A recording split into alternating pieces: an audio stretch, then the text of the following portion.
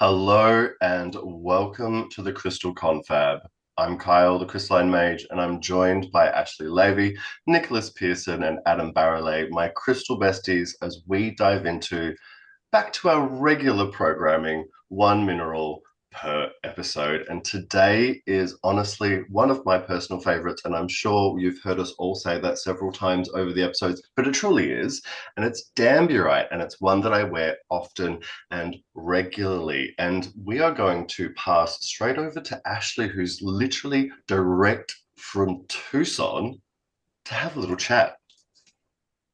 It was such a fun show this year. There was so much to see. There's always a lot of excitement come Tucson time. I think, both for shop owners like myself who are going over there to, source things for our sales and storefronts, as well as for the vendors that are traveling from all over the world to come to the show, show what they have, get to introduce new things.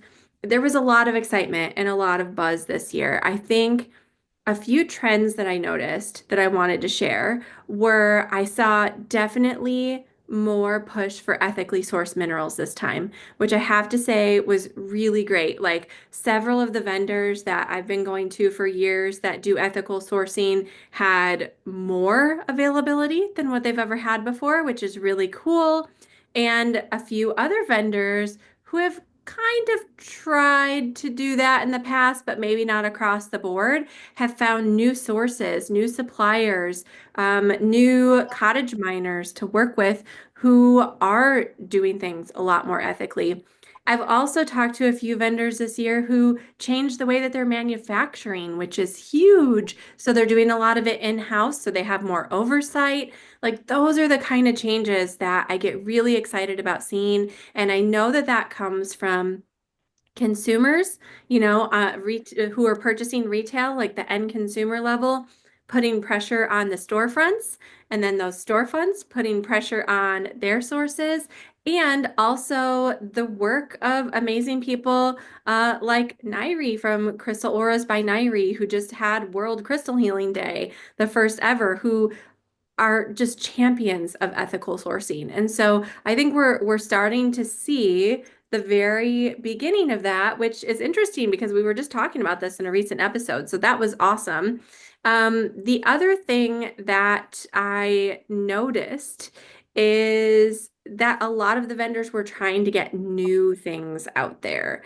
There were a couple cool new finds. So from the DRC, there is a botrytis malachite with kind of a druzy quartz coating that was absolutely stunning. The first time I've ever seen it. There was incredibly high grade pink aragonite, like nothing I've ever seen. Way out of my budget personally, but it's great to look at. There was also this really cool combo of chrysocolla, kind of that chalky botrytis crust chrysocolla and cobaltoin calcite crystals growing together with this intense blue and pink in one cluster. So those were some of my fun new finds for this year that I was excited to see. But there were also some things I wasn't thrilled about, including some crystal fakes. So many of us have probably seen over the last 18 months to 2 years this honeycomb ruby. And it is touted as being natural ruby. It kind of looks like a lava rock that is dyed hot pink, if you can picture what that might look like in your head. It's quite heavy because it is actually corundum. It just happens to be lab grown, if I'm not mistaken about that. Nicholas, Kyle, can you confirm? Nicholas has a something to add. Yeah, so I investigated this. It's not it's the same ingredients as corundum, but it lacks the crystal structure. It's essentially made from powdered aluminum oxide and powdered chromium oxide. You get the ratio just right, and you flash heat it, and that's why it's got that kind of bubbly texture, because it cools so rapidly, the bubbles are still present. So it is just like cooked. It is cooked. Yeah. It is possible to make this in a microwave at home. I've seen demonstrations. Whoa. Okay. Learning new things from Nicholas every episode, but that was a big one. So the same ingredients, not the same structure, which to me not the same crystal. So not going to work with it. It feels weird. It looks weird. It's kind of scratchy, like and sharp. It's an odd thing. So be on the lookout for that. It's being sold as natural all over. It was all over at the shows. So that means if you find some in your local Christmas crystal shop, don't be surprised if you see it labeled as natural. It's probably not the shop's fault. They were probably just told that. So give people the benefit of the doubt, but do a little bit of friendly education if you get the opportunity. The other one that I saw, and I saw it for the first time last year, just at one place, all of a sudden it was everywhere, is composite lepidolite. So they are taking lepidolite crumbs, gathering them up with purple glitter and resin and forming them into spheres, towers, palm stones, you name it. It is atrocious. It is not nice at all. You can actually see the bits of glitter in there, and they are actual bits of little plasticky, flashy glitter. So, not nice. I saw that just labeled as lepidolite all over the place, and then also as recon lepidolite. So if you see that, there is a bit of lepidolite in it. You could see some bits. It's probably just all the stuff that's sitting at the bottom of the bin after they, do a big shipment, after they process some, they're turning it into something else. It's not that it's not, well, I don't find it pretty. Some people might find it pretty, interesting to look at, but not a real crystal. So keep on the lookout for that. And I think that is it for new trends and some crystal fakes to look out for. That's awesome. Thank you so much for that. And I think, like you were saying, some of these fake crystals do have elements of the real crystal in them. But I think one thing that makes a crystal magical is the fact that it actually grew within Mother Earth over thousands upon thousands, if not longer years type of thing. And that gives it the final energy in that way. So it's not just the actual makeup, but it's that energy as well. Now, obsidians, would be an exception to that rule, but they're still birthed by Mother Earth in one of her actions in that way. So, no, there's lots of fake crystals out there. We've talked about it in the past before. If you like them, go for them. But as a confab group, we all give it thumbs down. And yeah, I know I was sending vomit emojis to Ashley as she was posting the fake ruby on her Instagram throughout the week. So yeah, totally up to everyone, but it's good to be educated to know exactly what you're buying. And I love what you mentioned, Ashley, about sometimes shops just don't know because they have to trust their vendors, and somewhere along the line, someone's told them this truth, and it may not be that final shop. So yeah, that was awesome. But should Well we talk said. a little? And I have to jump in real quick and just say it reminds me of this whole thing where we see fuchsite being labeled as emerald all the time. And that's because somewhere along the way, one of the big distributors, who I will not name here and call out, but they called it emerald fuchsite because it's emerald colored fuchsite. And one of the other distributors bought a bunch, dropped the fuchsite part of it, which is what it is, and now everyone just sells it as emerald all the time, and that's not at all what it is. So we have to just be careful with those things.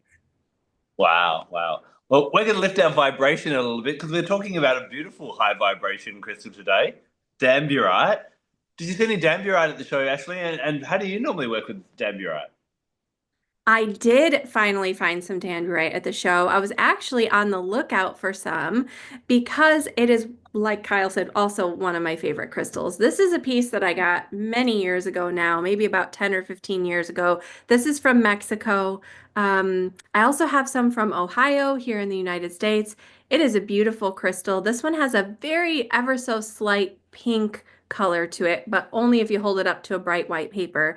Uh, Filled with rainbows. And I just love the crystal structure of these. If you are watching the video version, you can actually see this nice kind of shovel point that it has. And I find that Danburite, with that formation, helps us dig down to the root of what matters, dig down to what is kind of waiting inside of us to come to the surface in terms of our purpose, our drive, our passion. This is a crystal that's always been sort of a guiding light for me when I feel really lost. when I feel disconnected from that part of myself that's kind of tuned into my inner guidance. And we've all had those times where we feel a little uncertain, we feel a little disconnected.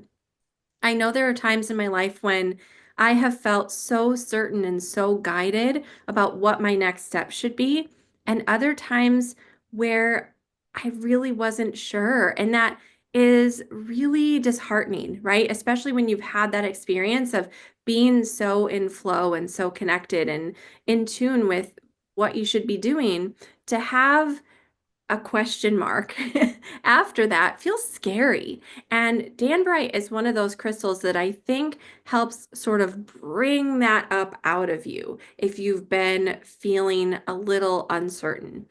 So I think especially right now, this is a great crystal to turn to give you a little bit of direction, but really direction that is coming from inside of you. If you just can't quite find it, you can't quite connect or tune in, this is a crystal that you can sit with in meditation and sort of listen for that guidance. We've also talked about doing, what is often called like automatic writing or some journaling, just letting that sort of pour out. Ask yourself the question, where is my soul path taking me? What am I supposed to be doing right now? What is the most important thing for me to focus my energy on? There are a myriad of ways that we can phrase this question. So find the thing that feels right to you, work with your Danburite, and wait for that answer to come. And again, maybe this is tuning in and listening if you're maybe more a little clairaudient. Maybe this is doing some journaling, some reflection, writing it out. Maybe this is talking with a close friend, a family member. Because here's what I will say. That knowledge, that know-how, that thing that you really need to be doing, that thing that you need to work toward or move toward, get more in alignment with, it's inside of you. You just have to find out how to tap into it again. And it's normal for all of us to get disconnected at one time or another, but I know that Danburite has helped me on more than one occasion get back into that path. Actually, you're saying that one of your Danburites has got that slight pink in it. Do you find that that pink alters the energy at all? Yeah, I found that the crystals that have that little bit of pink are a little bit softer. They're a little bit more gentle. It's kind of like the difference between maybe a parent who would kind of tell you what you should be doing and one who might help just nudge you along and lead you to discover something for yourself. I think that's a little bit more what the pink Danburite does. I love that. And Carl, I think you find this, is it being a cleared crystal that you find it a real nice clarifying one? I find, honestly, all flavors of Danburite that I have worked with all bring this amazing directness. I think that chisel shape, that blade shape that we can see, this is also a Mexican piece. It has that soft pink. It's actually a twin. This is one of those things that you'll hear me mention over and over again is I find twinned crystals. This is another twin crystal. This one has a sidecar. This is like my first Danburite that I got. This sort of double up is always important to me, but it cuts through. It's like, I like to think of it as like a hot knife through butter, or a machete through the jungle. It really helps to just cut through things easily where it can be easy already or difficult. It doesn't really matter the situation. I will always wear this when I'm doing readings. Whenever I'm doing readings, whenever I'm doing psychic readings, I always wear my Danburite because it allows me to make sure I have that like clarity, but that direct connection to the information that I need to hear that cuts out all of the noise. For me, it's all about cutting out the distraction, cutting out the noise, allowing you to create that directness that you need to get to the point. As Ashley was sort of saying, it helps you to sort of find that clarity that you're craving. And what was really interesting is I did a little bit of research because I just wanted to do a little bit of research just for my own. And it is a, let me remember. I write things down and then I forget about it. It is a complex boron silicate with calcite. Calcite, boron, and silica is its makeup. These things are three things that go into fertilizers. And there are fertilizers that have exactly those three things. And it's a targeted fertilizer that helps with crop resilience and maximizing productivity. Like, it blew my mind when I read that. I'm like, that's Danburite for me. Like, it helps you to be resilient and stronger as you grow, as you evolve, as you become more yourself.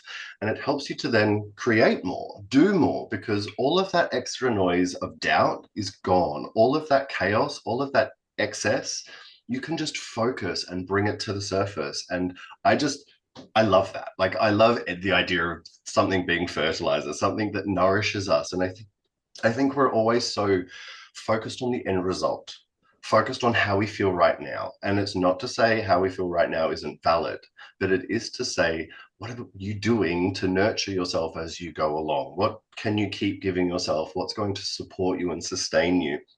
Things that have a little bit of longevity, things that have a little bit more cadence are really, really important. And we need to remember that cyclically, not everything happens at once. Not everything's going to happen directly. And if we can give space over to this is what I need to do now, I'm in a growing phase. So I'm going to make sure I'm giving myself what I need to grow. Or I'm in a flowering phase. So I need X, Y, Z.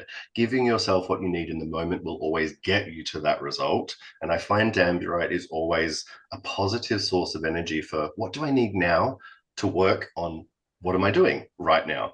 It's less about the past and getting caught up, especially in what has happened. I feel it's almost pragmatic in a way, like it allows you to know what you can do. It allows you to know where you can direct your energy. I have a couple of pieces, if I don't know if you can see it, these have pyrite inclusions, tiny little pyrite inclusions. And I love that idea of being able to manifest through our spiritual side, through our esoteric information, our psychic information, and bringing through all of that stuff that helps you to get over what's logical.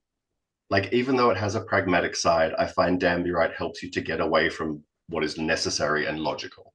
Like, this is what I feel like I need. This is how I'm going to allow myself to flow forward. And I always find it less when I need to be logical. I often don't wear my Danburite. I often am not touching it. I am often not needing it, because if I'm at work doing my thing where I need to look at numbers and selling and blah, blah, blah, I don't need my Danburite there. But when I'm doing my readings, when I'm doing my one-to-one, when I'm doing my lives every Sunday, I will wear my Danburite because it gives me that, this is what I need now. This is where I'm at now. This is clear. This is connected. And this is free from any doubt that may come my way. And I find if doubt is something that is omnipresent in your life, it's something that comes up, Danburite is such a positive aid. And this is where I think especially the soft blue, gray Danburite that comes from Bolivia really comes into its own. Is it's sort of this nurturing softness that allows you to sort of flow really beautifully whilst being trusting in your soul and what it's telling you and where it's taking you, because the doubt often comes up when the soul tries to take you somewhere and we go, no, that's scary. Oh no, what's going to happen? Oh no, people are going to look at me funny. Yes, they probably are, but it's still going to be really good for you. So why don't you do the thing, right? Why don't you actually cut through all the BS, all the noise, all the what everyone else is doing, and actually make things happen? And then there's also our golden Danburite, which is Russian in origin. And this for me is, I would say its closest relative would be Imperial Topaz in how it works, but still they're not the same. Golden Danburite for me is a enlightened energy. It really is a lift. It really is a buoyancy, and it helps to see sort of positive ways forward and positive actions. And I can, not I can't, which I really, really adore. I love them as a family. I think they're all amazing. As I said, I wear it whenever I do this sort of work. So I think it's great. If you are a practitioner, a medium, a psychic, and maybe you want to dive into that further, create more clarity in that way, I can definitely recommend it. I should have had a trigger warning at the start of this episode because I forgot. Well, I often am reminded of something that happened with me and some golden Danburite. So I did a stint of living in the Middle East in the country of Bahrain for 18 months just a couple of years ago. And moving over there, I just had to take my most important crystal. So that was one big flat, and it probably was about half the weight of what I'd travel over there with. Anyway, It was in my bedroom, in a wardrobe, in the apartment I was staying in, that type of thing. One day I'm just rushing around and I was running late to get out to an appointment. And just as I'm about to step out the door, I hear this bang crash, as though someone had just broken into my apartment. Now, I was on the eighth level, so that hadn't happened. So I quickly dashed down to the bedroom at the far end of the apartment, and the top shelf in the wardrobe where the crystals sat was that flat of all my crystals had fallen to the ground. Now, this had all my pendants, my high-end pendants, my favorite tumbles, everything that I could kind of use for my YouTube videos and everything for that year. And I just kind of looked at it and went, oh my God, everything looks kind of okay. I'll deal with that when I'm back. And I remember the ride back home 3 hours later just going, oh my God, I wonder how they all are. Everything survived apart from a slice of labradorite and this beautiful golden Danburite pendant, which was large. And I've been trying to find something online since, and it was just amazing. But I love golden Danburite for that. Like you said, Kyle, it is such a happiness crystal. For those that are into the tarot, if I had to associate a crystal with the Sun card in the Major Arcana, probably golden Danburite would really bring in that energy of it. It's got this light, powerful happiness, hasn't it? But it's also almost like childlike and innocent at the same time, and really pure. I love it. Absolutely. Super playful, being in the moment in a really lovely way, I think. Yeah. And talking about different types of Danburite as well, I think, Nicholas, you were showing a Japanese Danburite before we jumped on. I was talking about it. Oh, you're talking about. Yeah. For those of us watching the video version, it's always the joke that the Aussies are color coordinated to match the crystals. So I was improvising. You can find some Japanese Danbrites that are anywhere from like a pale champagne to like really transparent, saturated yellow to rival like the best Zambian citrine. Yeah. And so for you and Danburites, how do you tend to work with them, or what do you find they're really great for? This is one of those stones that I go through like cycles of forgetting and then cycles of like falling back in love with a crystal I haven't gotten to spend time with in a while. So I'm in this moment doing that with Danburite because it feels super timely in a lot of ways. One of my oldest favorites, I got this way back in the day when it was a few dollars and was just super happy. And then I've got my little blue Bolivian one. Um, and for me, Danbright works on a few levels. So the thesis statement is for me about balancing ecosystems and getting us in touch with a sense of belonging that is more than material. So on like the first level of this, we've got its crystal structure, which is orthorhombic. So we've got three crystal axes. They meet at right angles, but they're not all the same length. So that gives us this little rhombus or diamond-shaped cross section, most crystals of it.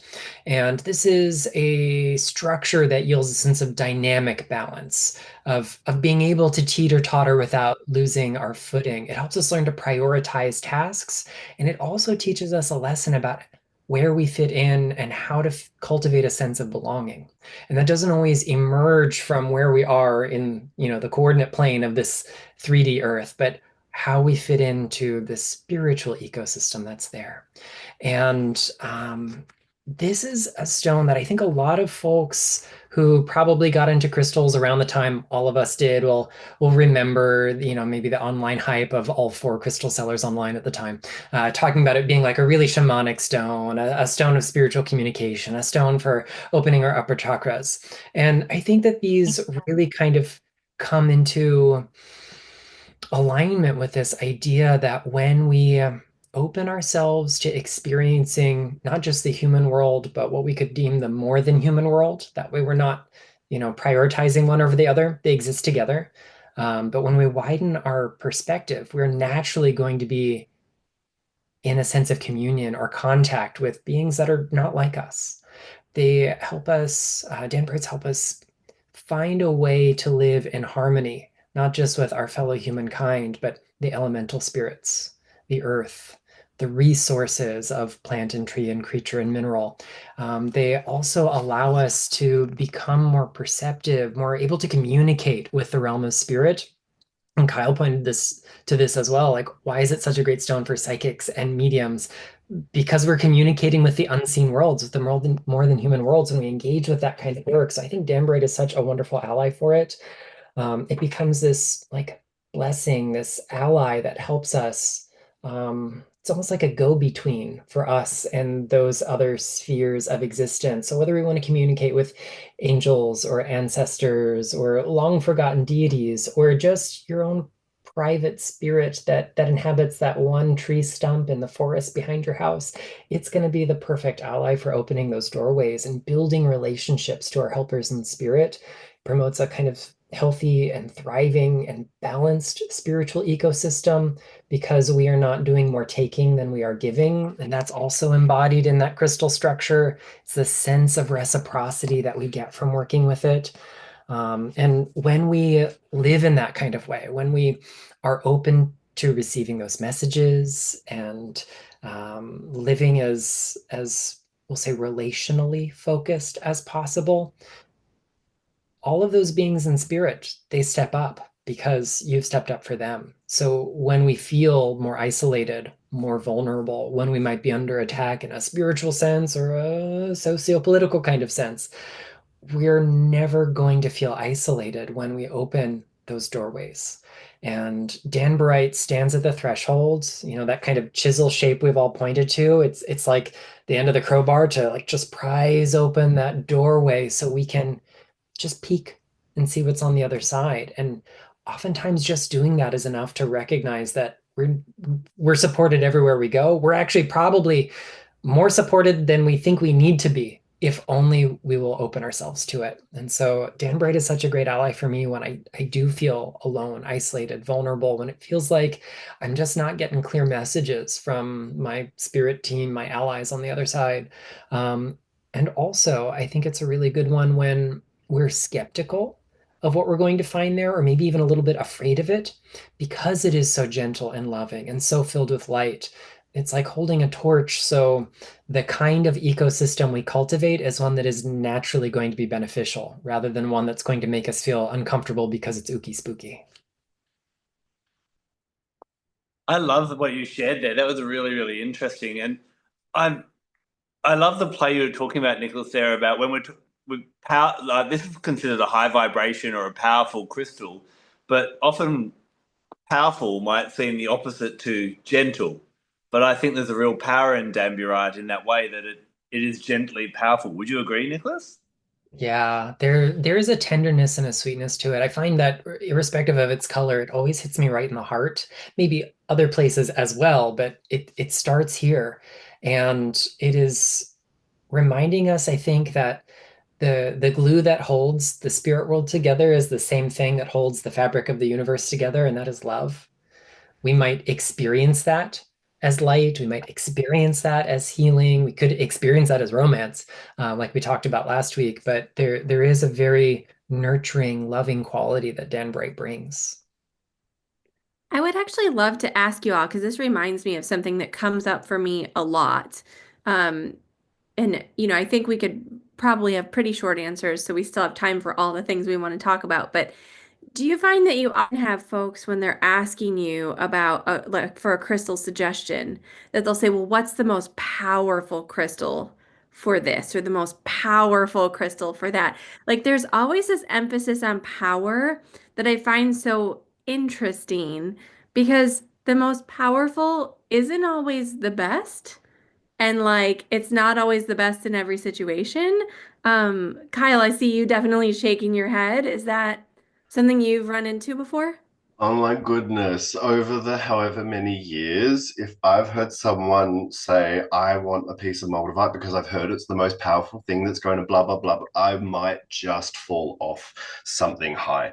It is never about the strength, because if it was always about the strength, then we would always be able to get things done through those avenues, right?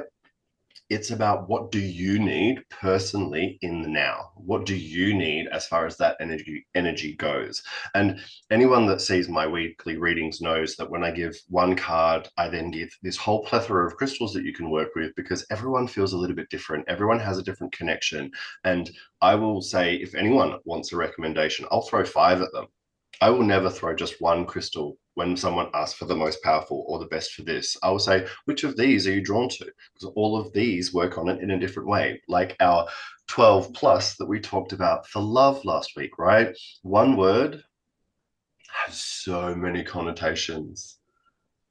Power has so many connotations. For me, the power of nurturing, natural agate, such an overlooked crystal and mineral, but it is so good. Like, I could go on and go on about, get over the idea of power being one thing.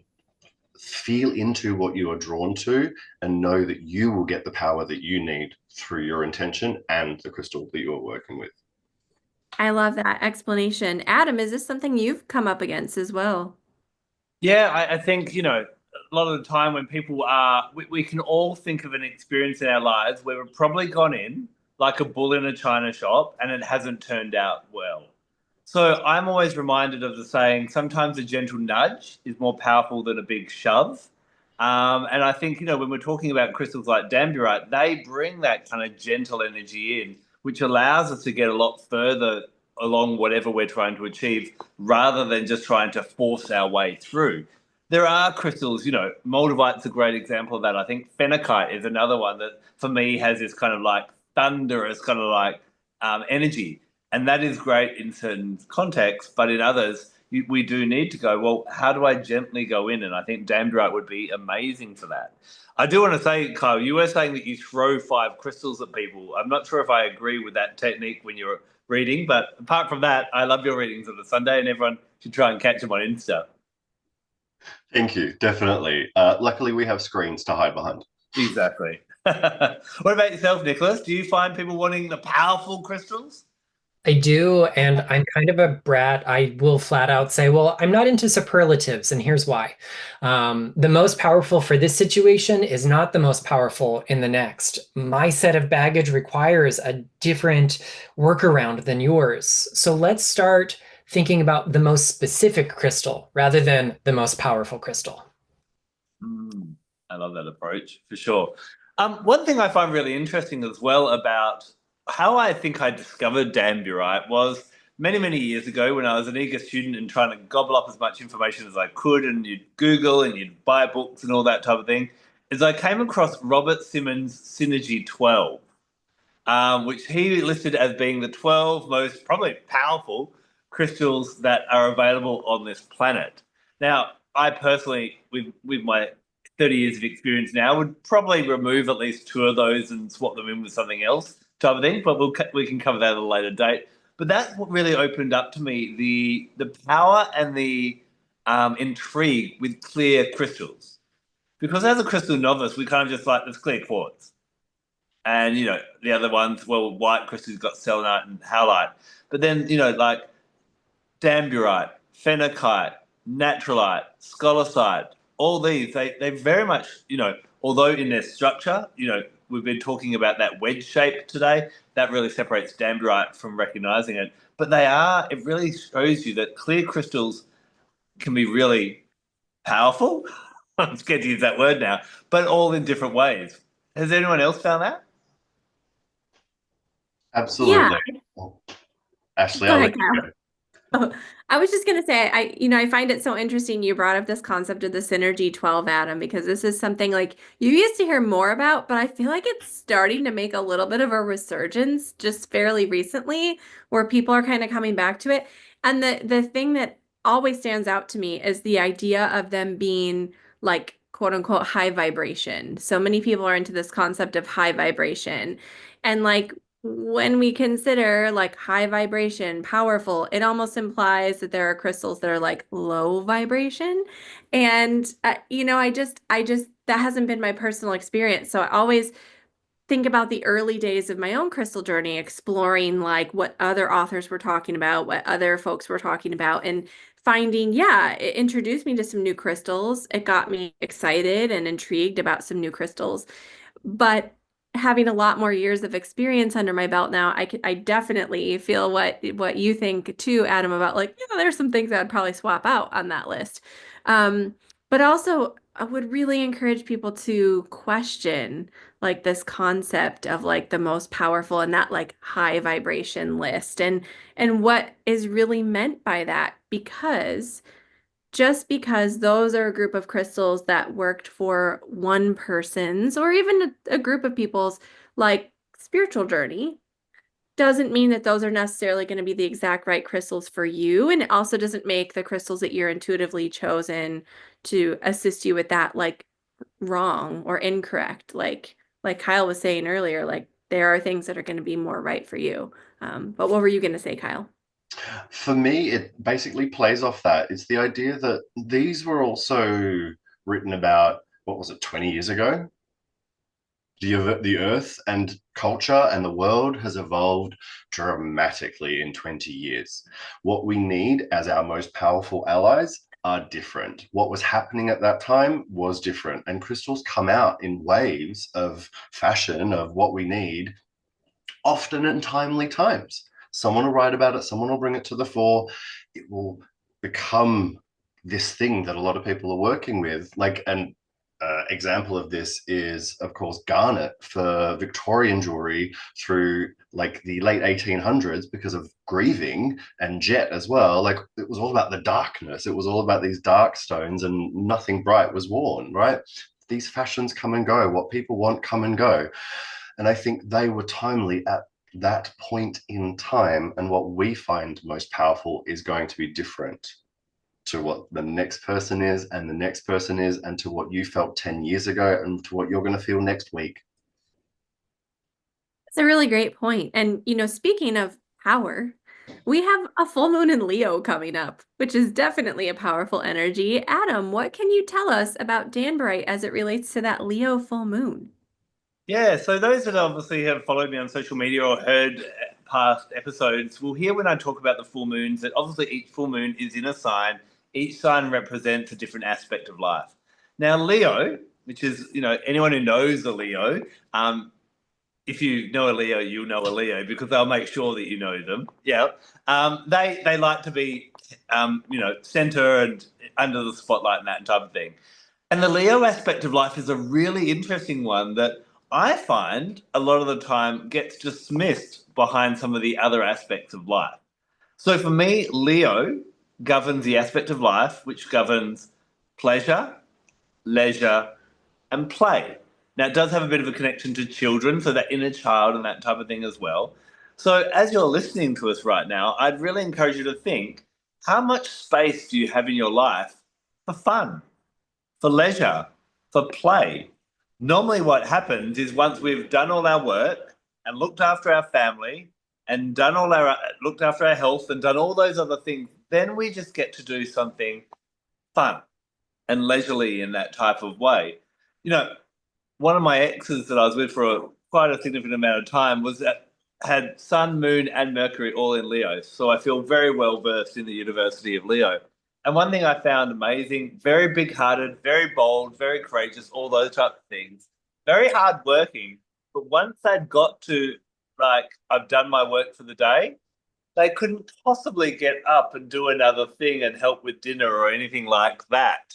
And that used to annoy me because I'm a bit of a workaholic and I don't stop type of thing. But I started to get the lesson of like, no, they're just really prioritizing. And if you think about a lion, yes, they're, powerful animals, but they're still cats and they flop around and lay around for a lot of time.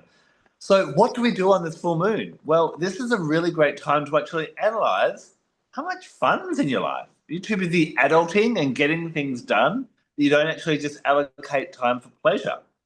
When we look at, people that live to 100, if you've looked into the blue zones, it's a really interesting concept where people in certain parts of the world have lived for longer.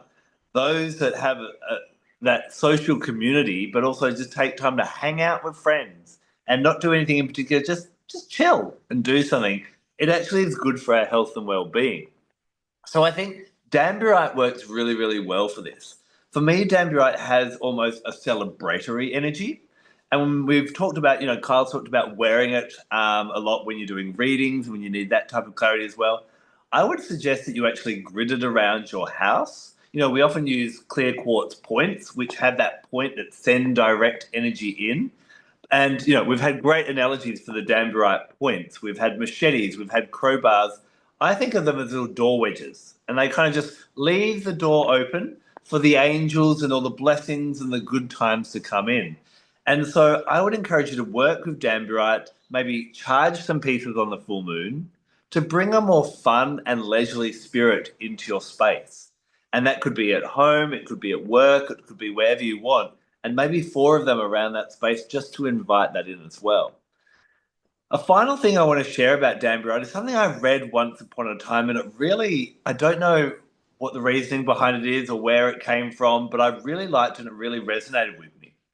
And it said that Danburite is an amazing crystal to help you heal with your eyes. Now, a lot of the time when we think of healing, we think of, I'm a healer and I use my hands and I put energy through my hands or different things like that. But I want you to think about, and I still remember this experience from 25 years or so ago, sitting on a train and, minding my own business, and someone got off at a station, and as they got off, they just turned around and looked at me, and I actually can't remember what they looked like now, but I still remember their eyes, and their eyes were just almost angelic in this manner, and it was just so uplifting. In one glance, I felt uplifted.